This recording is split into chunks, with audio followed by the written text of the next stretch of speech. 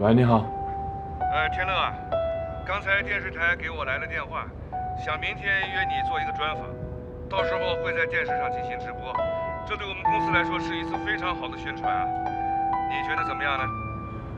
挺好的，帮我答复他们，我一定好好准备。拜拜。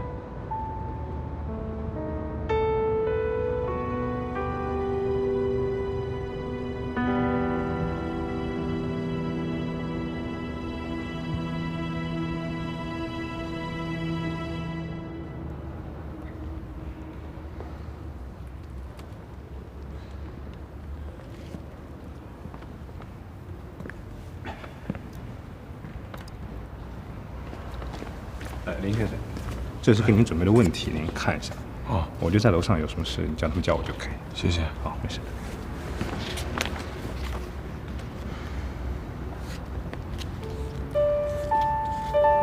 好，灯好。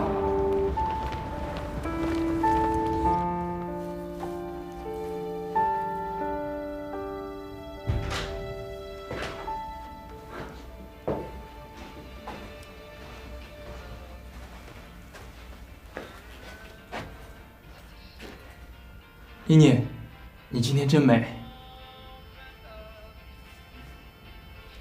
还有1个小时，我们就正式结婚了，很开心吗？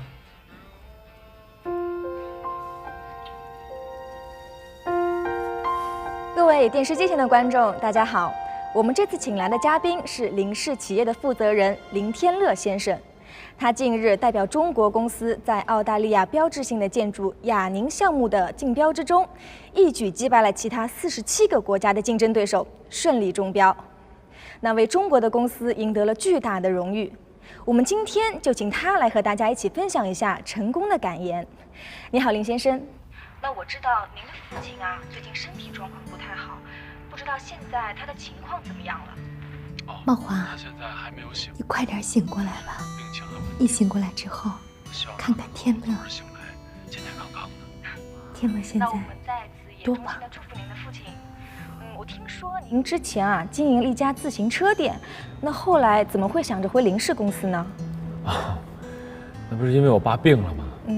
所以没人管公司了，必须得回去，不回去的话公司就垮掉了。至于自行车店，当时是为了好玩，自由，没人管，当然了，也没有什么责任可言。后来直到我爸爸生病了，我才知道家庭的责任有多么的重要。其实你不知道，我最近一段时间经历了很多的事情，不知道怎么用语言来给你形容。这些事情都是我自己没有办法靠自身能力来掌控的。除了我爸爸病倒之外，我还有一个好兄弟，脑子里长了瘤，做了一次手术，差点把命送掉。所以在这儿呢，我也想祝他早日康复。但是我想说的是，其实你不知道，我送他进手术台的那一天的时候，我从他的眼睛里看到了他最想要的东西是什么。他的女儿才这么高，我从他女儿身上读到了一种坚持，一种勇气，甚至是一种责任。所以我想说，想天乐不？问我为什么会回到想。林氏公司去，看看他是不是又笑了？能源于这份责任吧。是。天乐帅哥要什么时候才能回来啊？再过一段时间。这次的创意源于一个女孩。一个女孩啊？对，她是一个钻石设计师。我曾经答应她，带她去看地球上最美的星空，但是我想，这个愿望可能实现不了。为什么呢？没有为什么。好吧。那你能不能再给我们具体的说一下这个女孩呢？给我们具体介绍一下吧。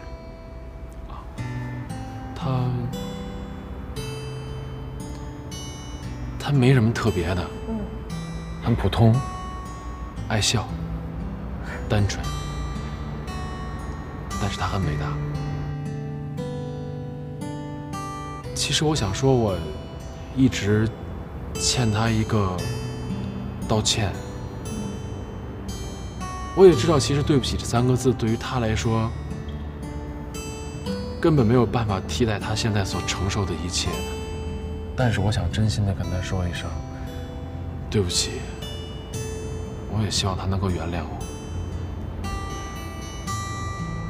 如果时间可以倒流的话，能让我回到过去，我现在愿意拿我身上所有的东西去交换这件事情。我想回到那个跟他第一次见面的时候，我想告诉他，我不会再离开你，我爱你。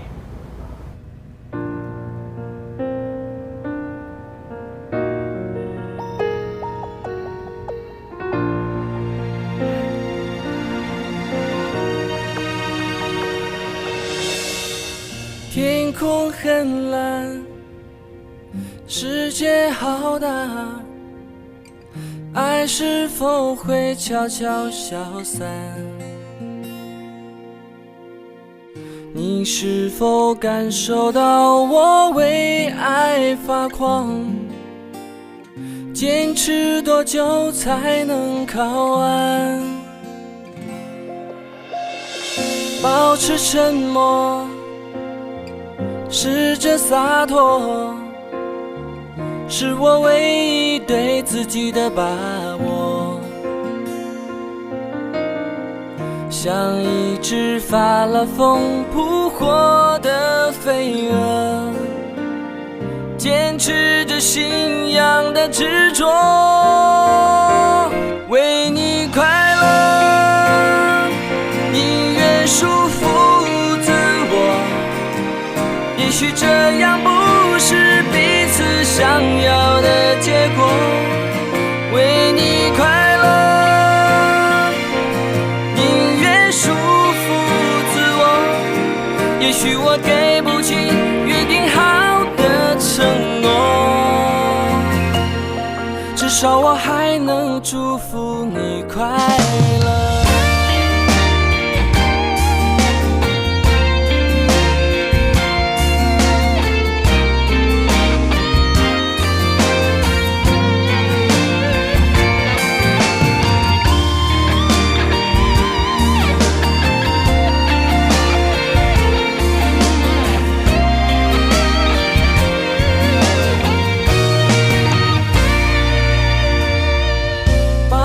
沉默，试着洒脱，是我唯一对自己的把握。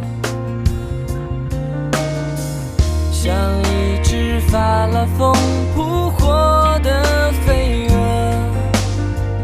坚持着信仰的执着。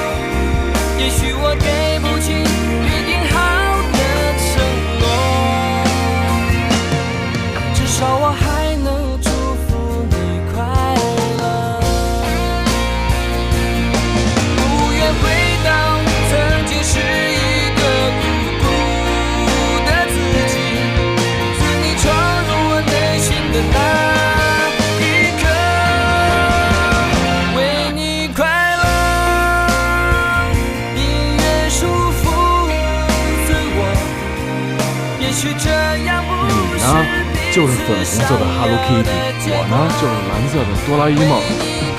今天穿上这身衣服，我就是你的人了。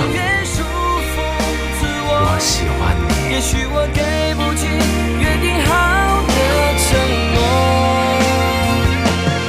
至少我还能祝福你快乐。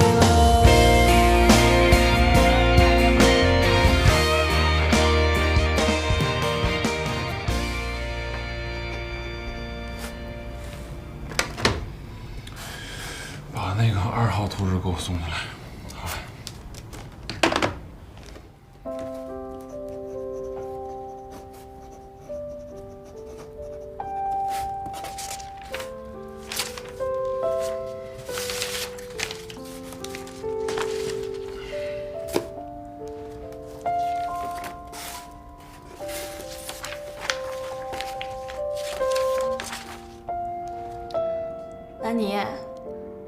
最近状态不错呀，咱们公司一半的合同都是由你设计完成的。哎，老总说到时候升你为设计总监呢。今天大家一块晚上出去吃个饭，然后喝点酒，然后要不要去啊？我就不去了吧，我想多休息一下。你们去，好好玩。啊，是不是又有约会了呀？真的是，唉，累了，想多休息一下。啊，行，那先忙吧。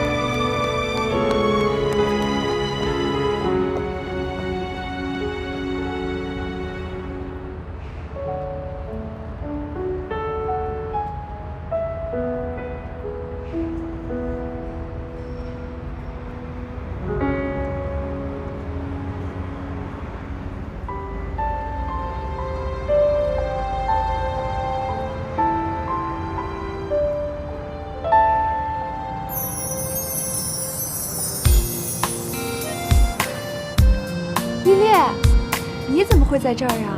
不是我一个人的，你看。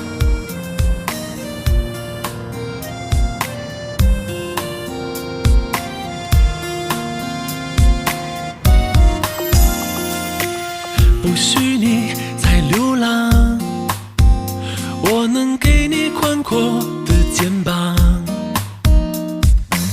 墨镜也别戴上，看看我给你的晴朗。也许明天的路很长，未知的旅程有迷茫，至少还有我俩牵着手结着伴，朝着未来一路前往。爱是个魔法师，不停换着方式，把你名字变成稀了里的钻石。爱是个魔法师，你们怎么都来了呀？的位置，让每一刻都停止。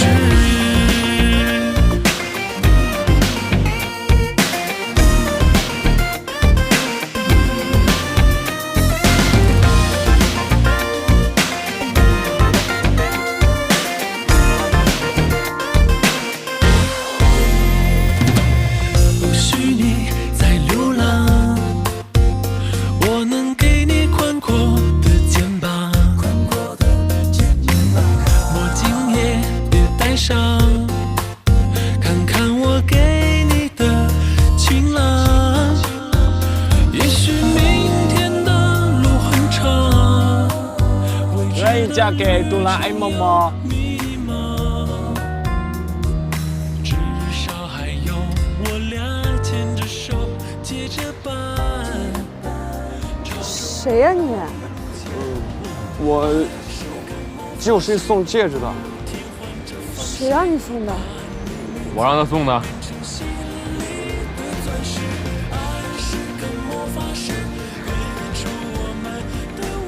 你谁啊你？我也是送戒指的。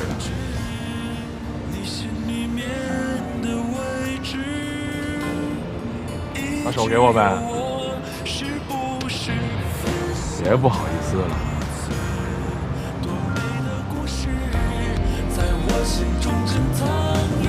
嫁给我呗。假的，我不要。真的好吗？每一颗都是真的。嫁给我呗。我不要。嫁给他，嫁给他，嫁给他，你看，群众的强烈要求也不好反对啊，是吧？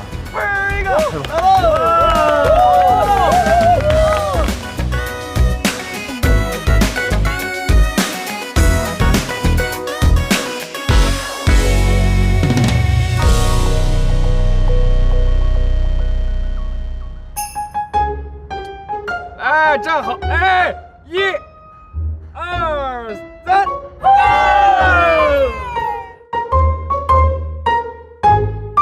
哎，妈，先喝碗汤。啊。少宇啊，从来没见你下过厨房，没想到你做的菜还挺香的。我长这么大都没给你做过一顿饭，今天做了几个菜，也许味道一般，但这是我的心意，我希望妈开心。妈当然开心了。以后你还要多给我做几次啊！你做的可比外面任何山珍海味啊都好吃得多。只要你爱吃，以后只要有机会，我一定给你做。哦，对了，妈，刚才我还订了很多新的虫草，就在后面的柜子里面给你放着，记得按时吃。还有公司上的事儿，以后让下边人去做就好了，让他们帮你分担一点，一个人干太累了。哟，少宇，你这几天是怎么了？怎么替妈想了这么多？没有，心疼你，心疼。从小到大，你为了培养我，花了多少精力，花了多少心思，我都知道。但之前因为依然的事儿呢，我对你态度不好，是我不懂事儿，你要原谅我吗？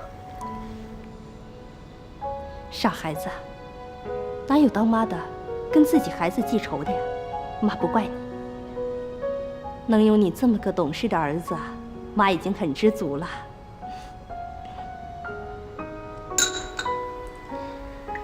妈，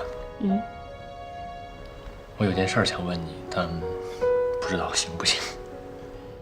什么事儿？其实从8年前开始呢，你就一直反对我跟依然在一起，甚至不惜逼走的。到现在我都不知道是因为什么，到底是什么原因让你这样做？在今天这种情况下，你能告诉我吗？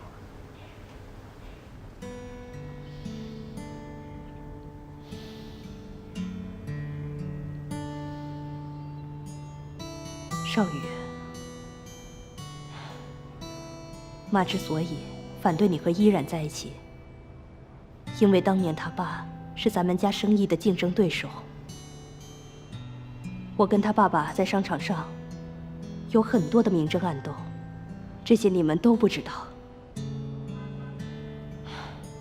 后来，我联合了几家公司，用了很极端的手段，把他们家的生意彻底给击垮了。所以我一直担心，依然是故意接近你，是替他们家来复仇的。妈不得不替你防着点儿。少宇，妈知道，当你那么做，可能伤害了你的感情。但是，生意场上，本来就是你争我夺，不能有半点怜悯，否则被击垮的可能就是我们。你要明白妈的一片苦心。明白，现在明白了，都明白了。事情过去就让它过去了，再去追究谁对谁错，没什么太大的意义。只是这样看来，依然其实也是一个受害者，他没有错，对吗？少宇，很多事情不像你想的那么简单。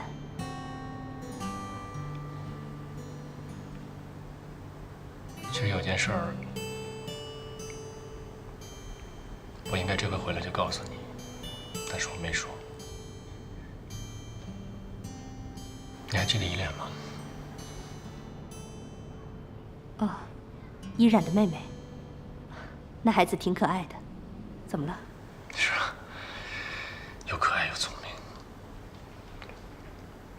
但她不是依然的妹妹，是我女儿，是你孙女。你说什么？她是你女儿？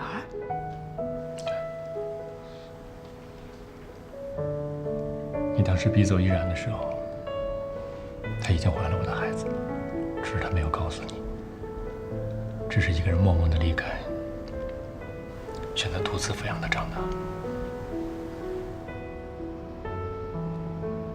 依恋，真的是你女儿，是我的亲孙女儿。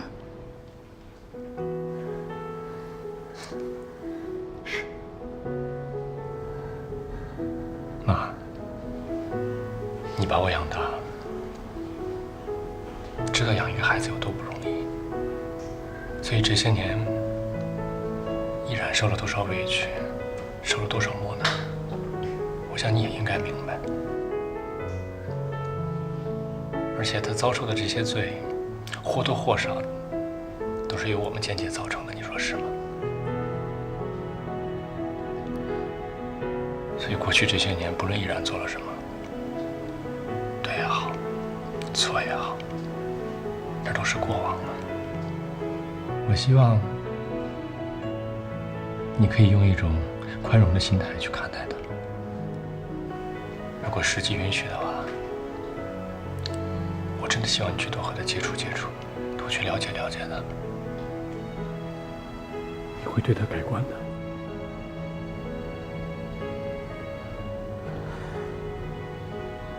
妈，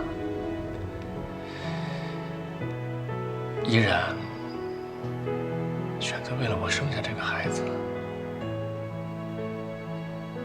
并把他养大，你觉得他心里还有恨吗？所以，请你相信我，相信这个你儿子曾经很用心爱过的女人，好吗？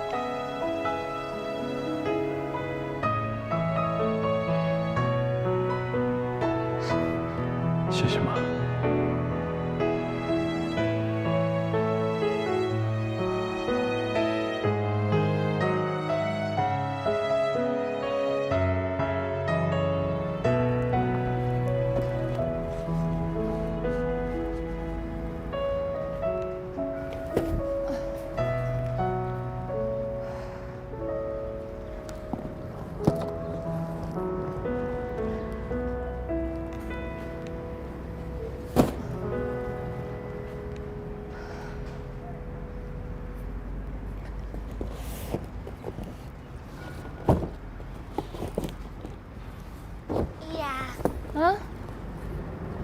你帮我看看，我是不是全做对了？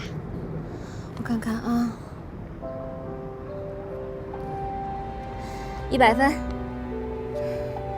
继续把后面的也做了啊。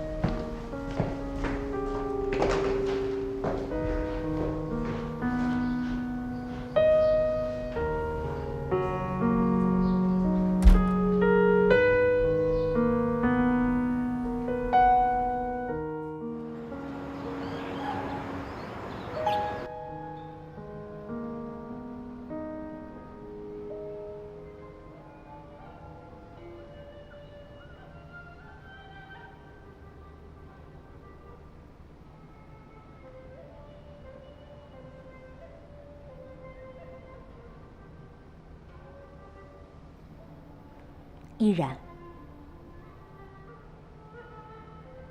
以前是我做的不对，三番五次的拆散你和少宇。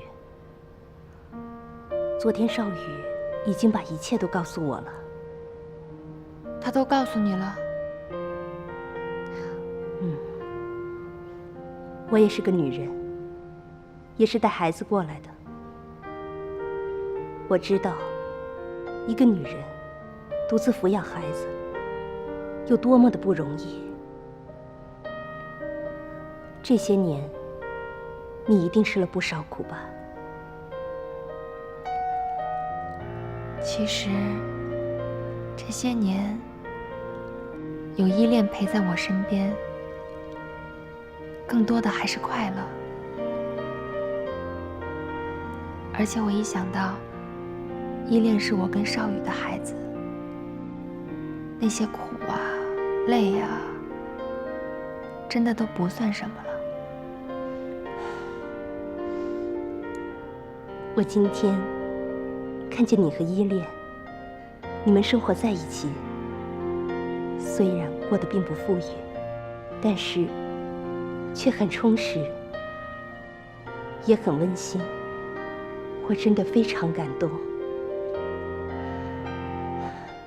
都怪我太自私了，一味的要求少宇按照我的意思去做，让你们两个承受了这么多年的痛苦。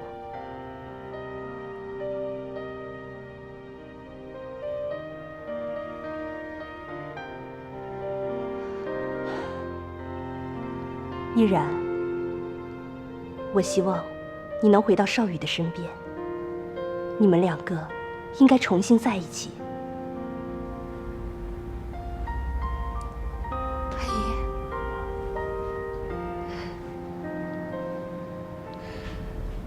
谢谢你，终于接纳我们。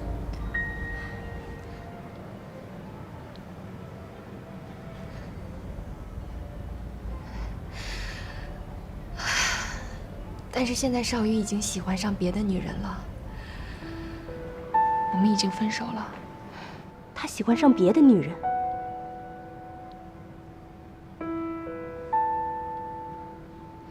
他绝对不可能。我亲眼看见的，他跟李密在一起了。他不可能和李密在一起。如果真有这事儿，我早该知道。他一定是在演戏给你看。演戏？这里肯定有原因。他现在干嘛还要演戏啊？他没有理由再骗我了。不如我们一起去找他，当面问问这到底是怎么回事。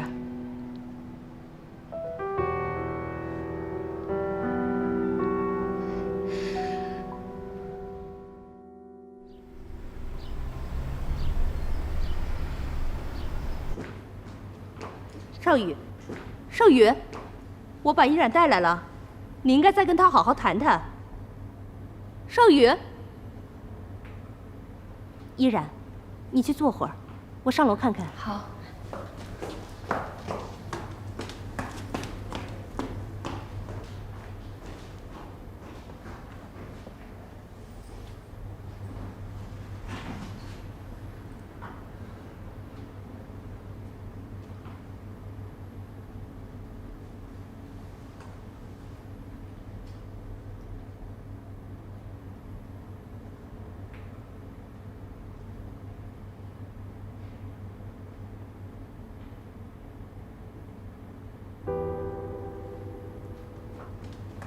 依然，少宇不见了，他把行李都搬走了。阿姨，这有一封信，会不会是少宇留的？信？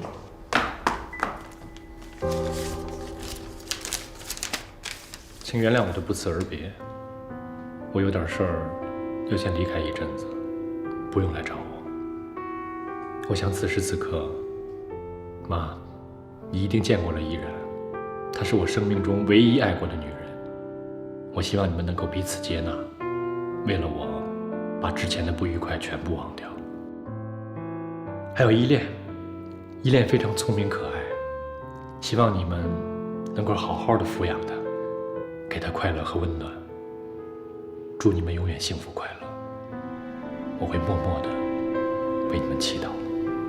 少宇，阿姨，少宇这是怎么了？为什么突然走了？是啊，我这就去公司找找。好，你快去，一定要找到他。好的，等我的消息啊。嗯。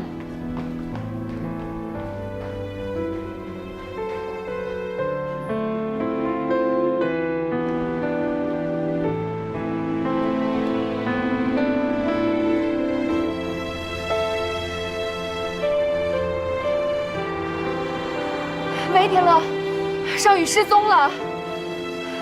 好。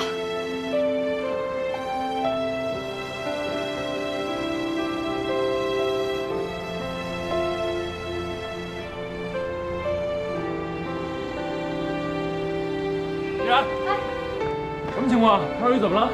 他留下一封信就走了，我跟他妈妈都不知道他去哪儿了。一封信，信上都写什么了？他说他有事要离开一阵子，让我们都不要去找他。但是我感觉他可能永远都不会回来了。这样，找那谁，那个李密，走。我已经找过了，她根本就不是谭少宇的女朋友。而且上次那回也是因为谭少宇要气我，特意逼他演的一出戏。啊？公司的人都在到处去找，一有消息就会通知我们的。等会儿，有点给我说懵了。这样吧。咱们呀，分头找，先去谭少宇经常会去的地方找，好吧？好，分头找，电话联络。好。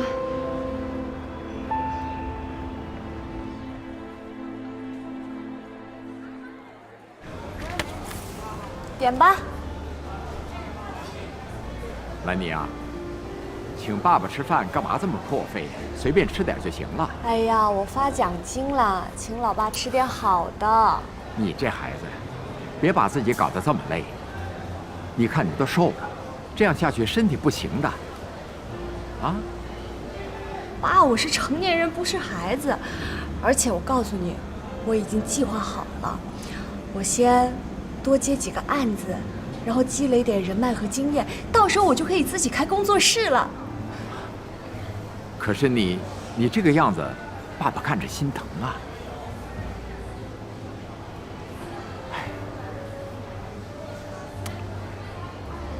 你和天乐的事情怎么样了？难道就真的这么分开了？爸，今天挺高兴的，咱们能不说这个吗？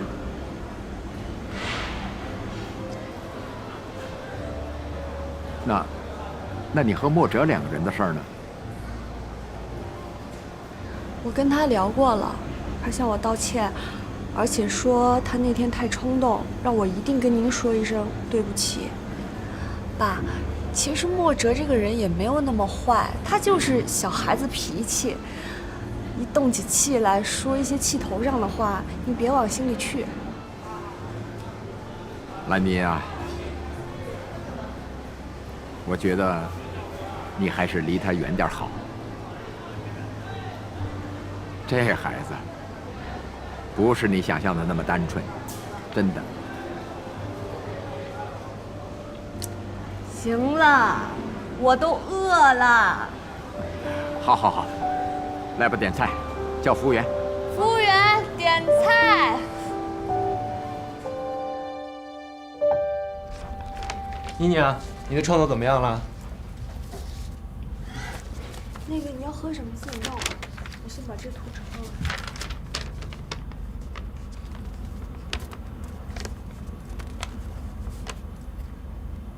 我先把这图画完，你要喝什么自己弄啊。哎。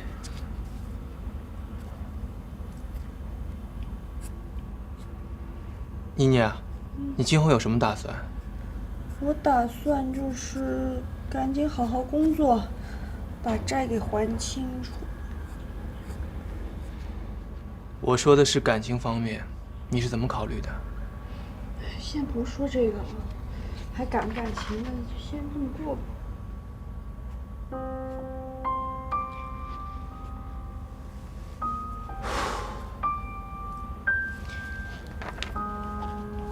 梅兰妮。说。我回去想了很久，我也试图说服我自己忘了你，但我做不到。妮妮，我爱你，你让我来照顾你好吗？墨哲，你别这样，你弄得我真的是……墨哲，你这是在干什么呀？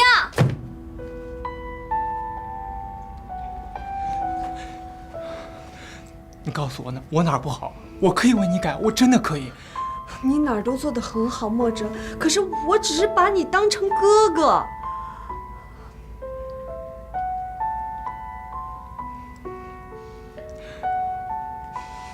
我到底哪儿比不过林天乐？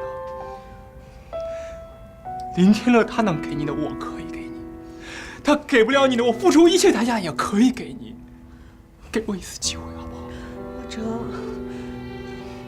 跟天乐没有关系，就算没有林天乐，我跟你之间，我们两个也是不可能的呀。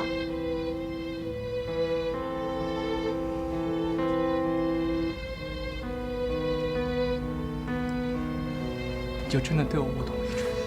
你是我的家人，家人，家人。对。我再问你最后一次，你愿意嫁给我吗？我跟你结婚，这不可能。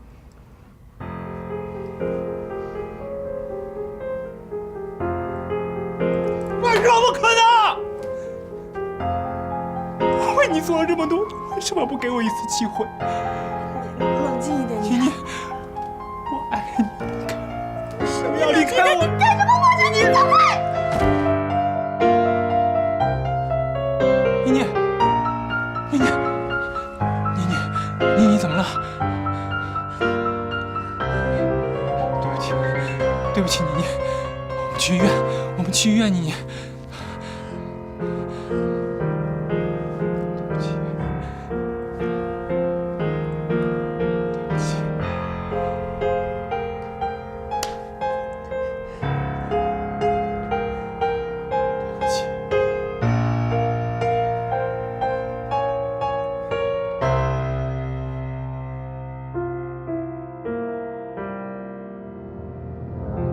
停车！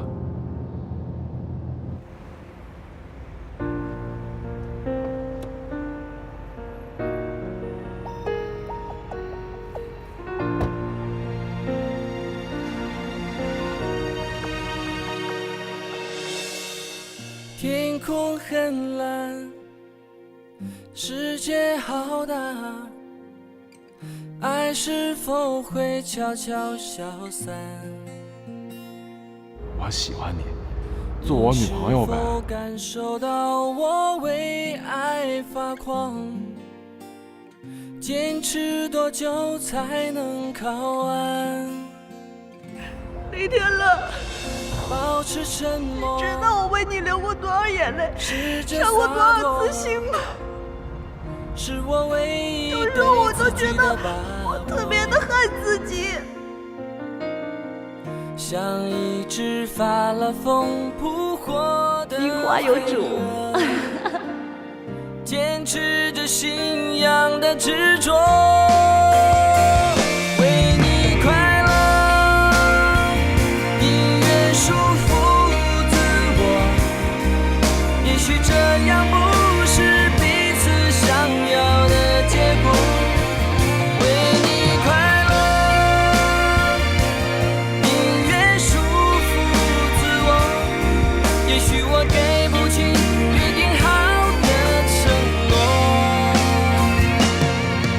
我还能祝福你快乐，不愿回到曾经是一个孤独的自己，自你闯入我内心的那一刻，为你快乐，宁愿束缚自我。也许我给不起约定好承诺。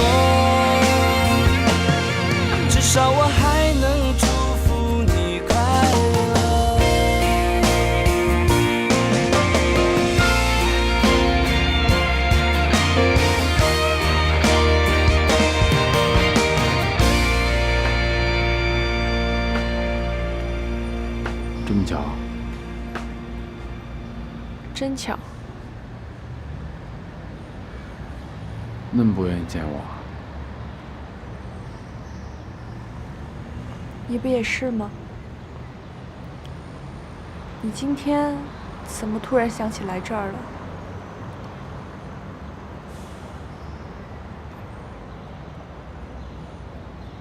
最近还好吗？挺好。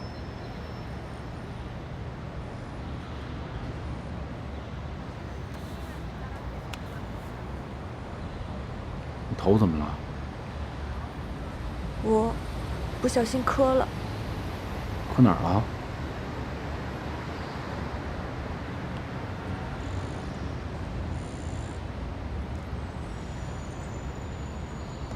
莫哲干的。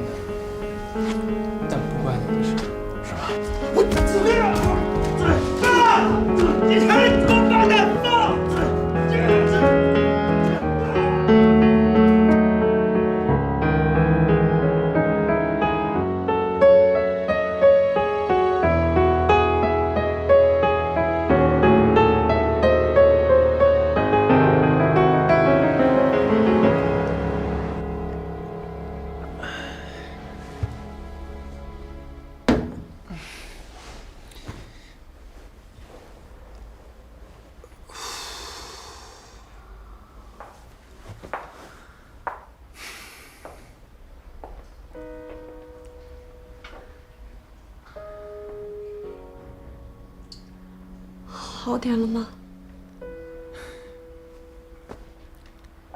你都看到了，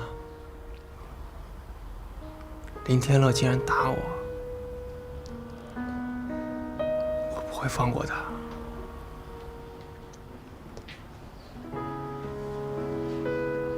对不起。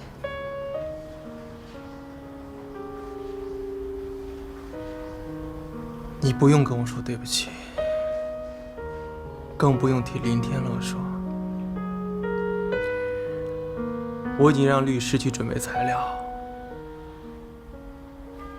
我让他坐牢，谁也别想救他，你也别想救他。莫哲，你够了，别说了！我要让他坐牢。你在考虑？我让他坐牢！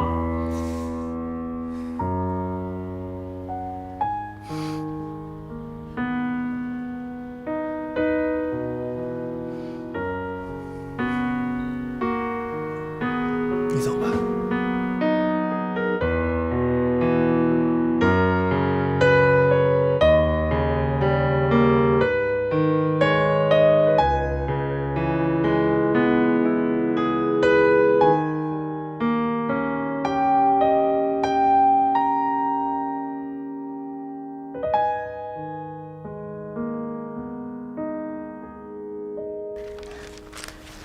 莫哲，我是代表林家来跟你道个歉，啊。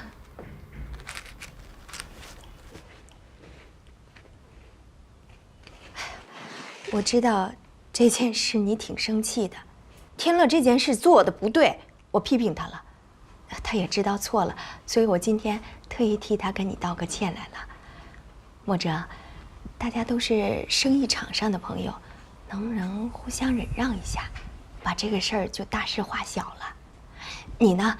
你开一笔数目，我们给你一笔赔偿金，就让这件事情过去了，行吗？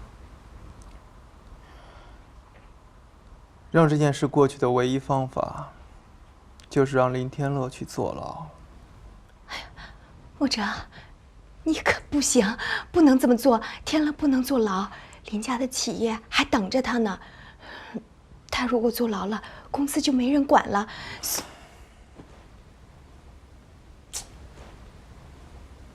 我真是没想到，林天乐居然让一个大肚子来给他求情，我对他很失望。不是他不知道这个事情是我自己要来的。墨哲，你看看有什么办法，咱们能妥善的解决一下，好不好？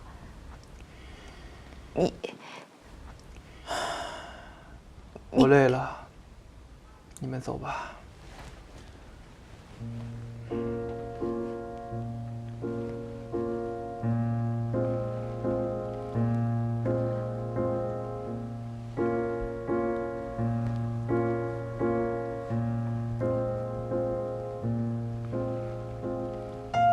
阿姨，你要干嘛呀？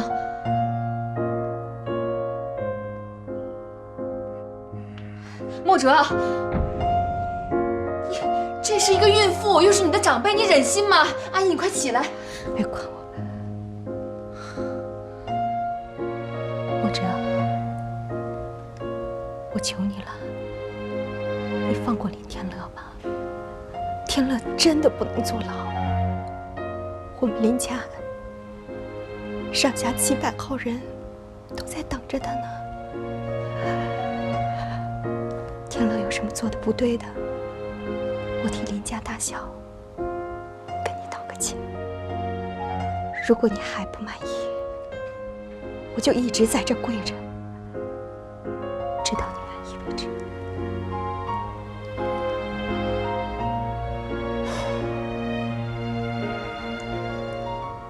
你起来吧。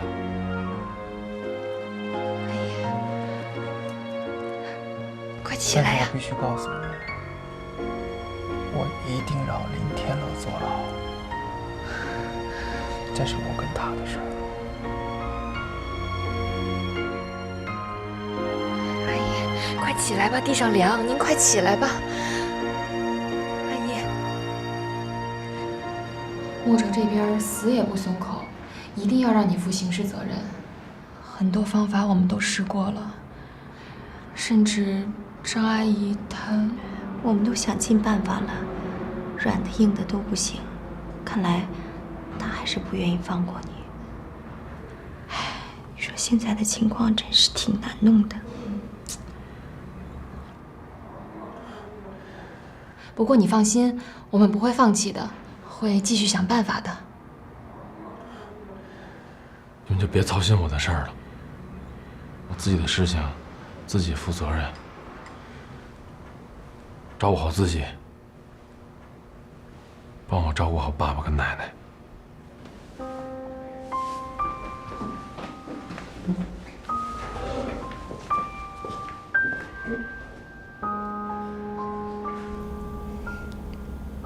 墨哲的脾气我很清楚，一旦决定的事情很难改变。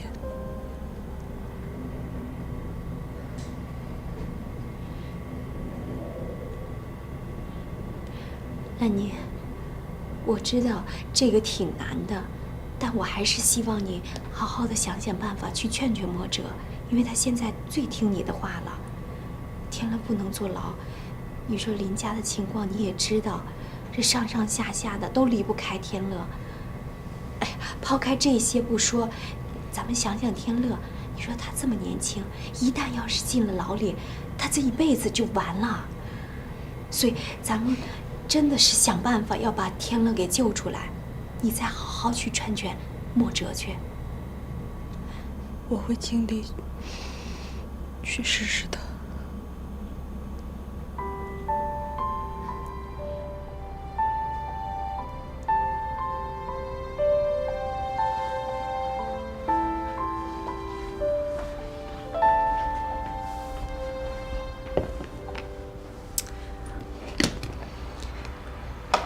给你熬了点粥，还挺香的。那个，你能喂我一下吗？我这不太方便，实在。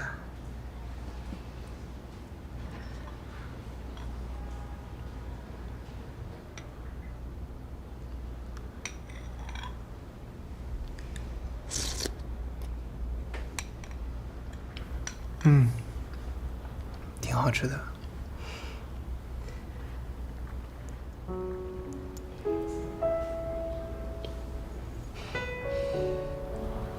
墨哲，妮妮，你别说了，我知道你要说什么。我只是想问你，如果现在躺在这儿的不是我，是林天乐，你会怎么想怎么做？我真的想知道，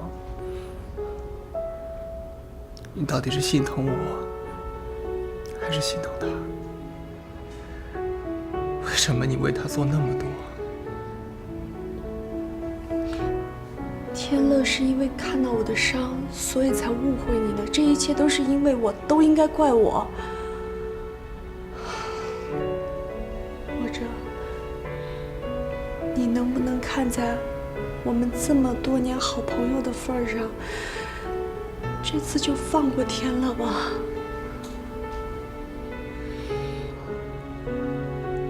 如果林天乐是个男人，他就应该承担责任。别再劝我了，这只会让我更愤怒。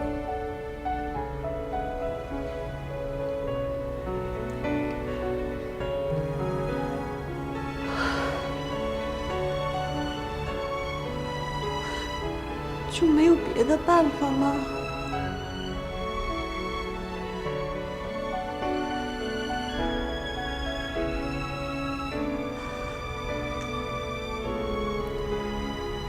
除非你嫁给我。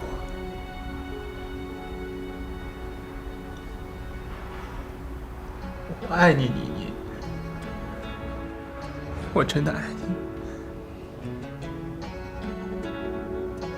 我没有别的办法了。别怕飞得多遥远，把一切留恋停在分别之前。没什么会觉得遗憾，眼泪笑了的瞬间。感谢可以遇见你，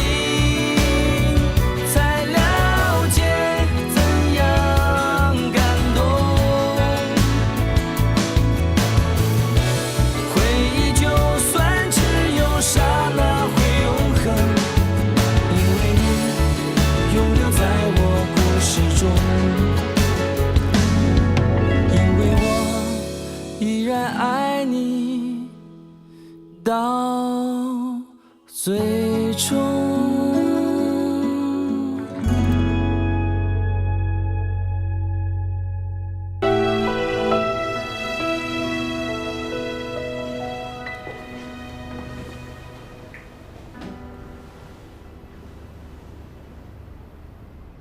天乐，事情我都知道了。你是为了兰妮，才到了现在这一步。哎呀，作为兰妮的父亲，我感谢你为她所做的一切。这些本应该是我这个当爸爸做的。谢谢你啊，天乐。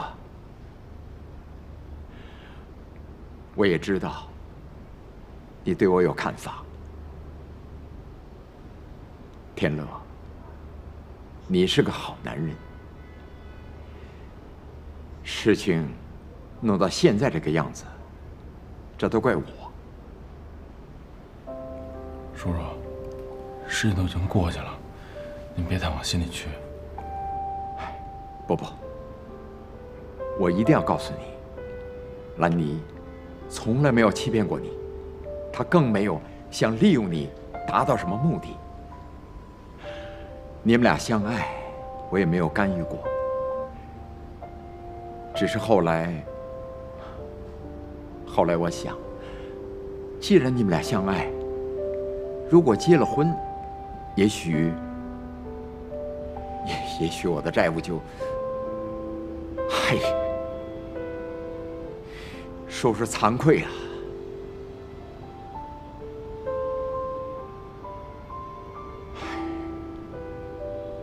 哦，这是兰妮让我带给你的，孩子啊，你没有看错兰妮，她配得上你的爱。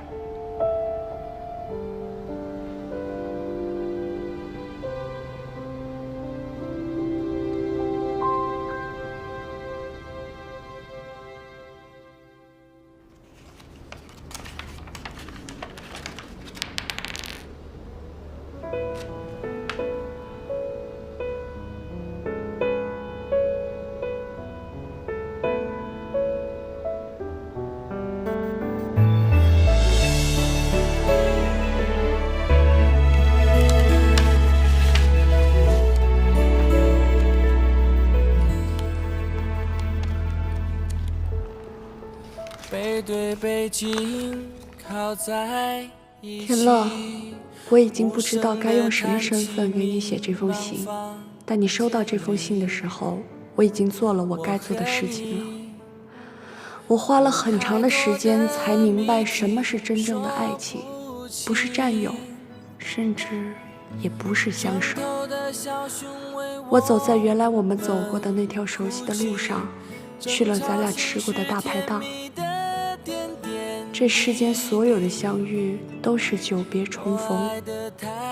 我一直在想，如果那天我没有遇见你，你没有帮我留在少宇家，那现在会是怎样一种情形？如果一切都是命中注定，哪怕注定结局就是这样，我还是会选择认识你。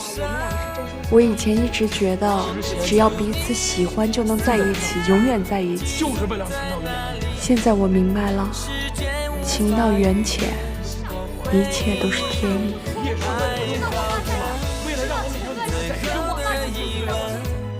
天乐，你要好好的、勇敢的，像个勇士一样去战斗，不要让我失望。更没有想利用你。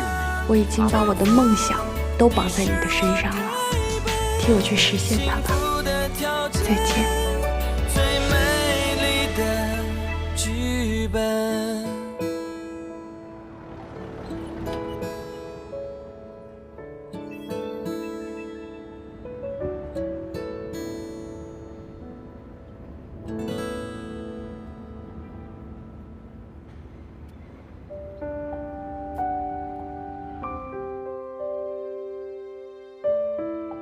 之前林总的话是对的，现在我们公司的发展进入了死胡同，小公司坚凭实力在壮大我们呢，却一直在求稳，所以发展自然就慢了下来。现在并购的惯例越来越多了，一些大的财团对我们公司一直觊觎呀，我真的很担心呐。现在我们上上下下那么多号人，只要我们公司还存在，只要它还能按照正常的模式在运营，我们就一定不能放弃。可是之前的红帆和吉达都违约了，而我们前期的投入全部砸了进去，这怎么办呢？这事情是啊，现在公司要突围的方法只有一个，就是天乐之前所说的那个澳大利亚的项目。这个项目现在竞标的公司很多，难度很大。如果我们公司一旦中标的话，我们就可以在业界一炮打响，整个公司也就有救了。啊，这个也是啊。哎，可是林总还在看守所呢。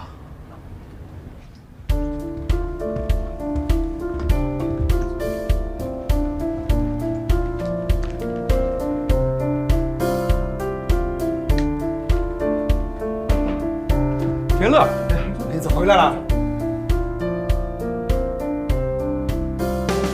当我们面对企业的困惑的时候，我们想出一个道理，就是哪里没有路，我们要往哪里去。因为别人看见的路，我们也能看见，离别人近的路。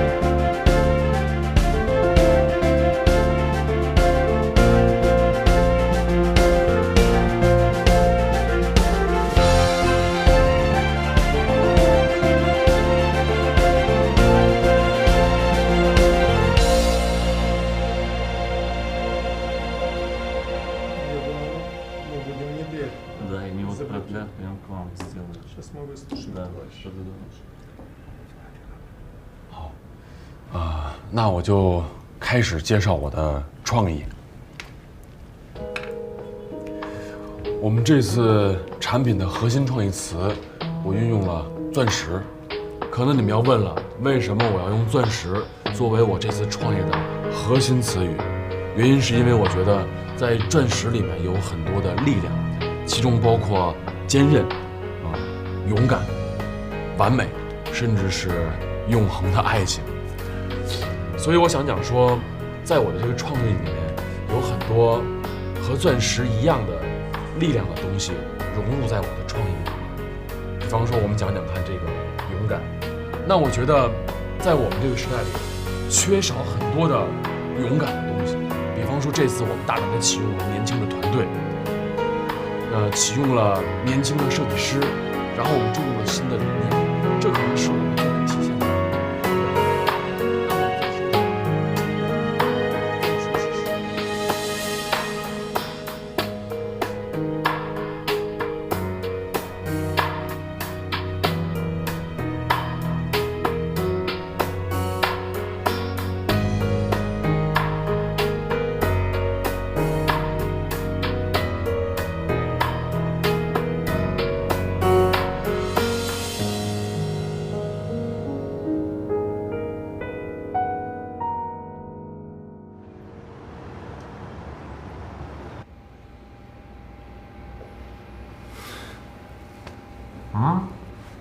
你这干嘛呢？是要感受感受我现在是什么感受是吧？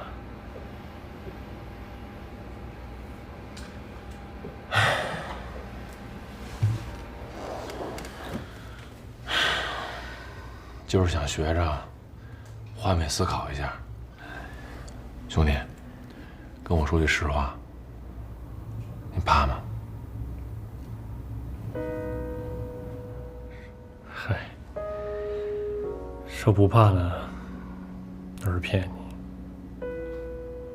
怕，真的怕。但我怕的不是挨这一刀，而是怕我进了手术室再也出不来。或者我能出来，但我瘫痪了，看着你们每天来照顾我。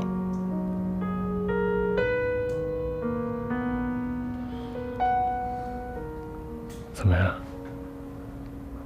你在里面怕吗？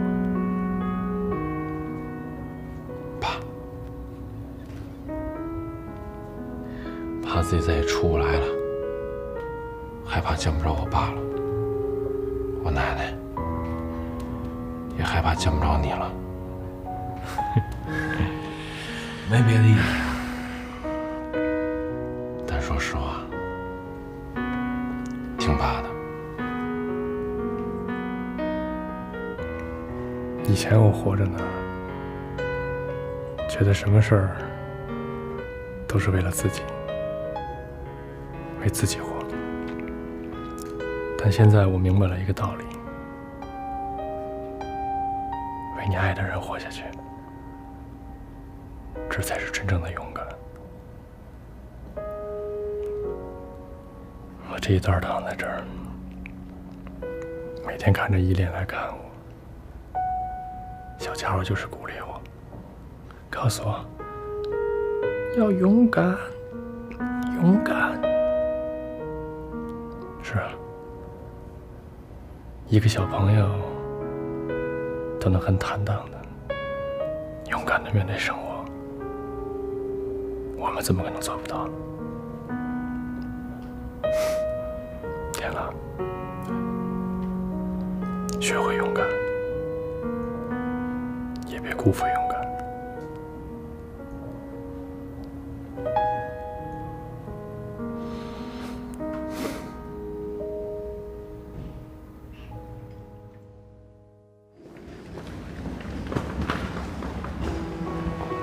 不好意思，家属只能送到这儿了。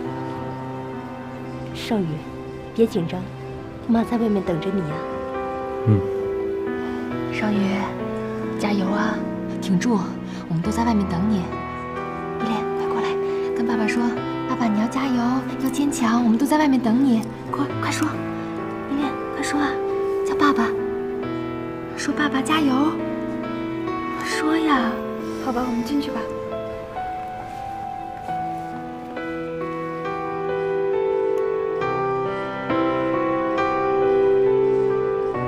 兄弟，加油！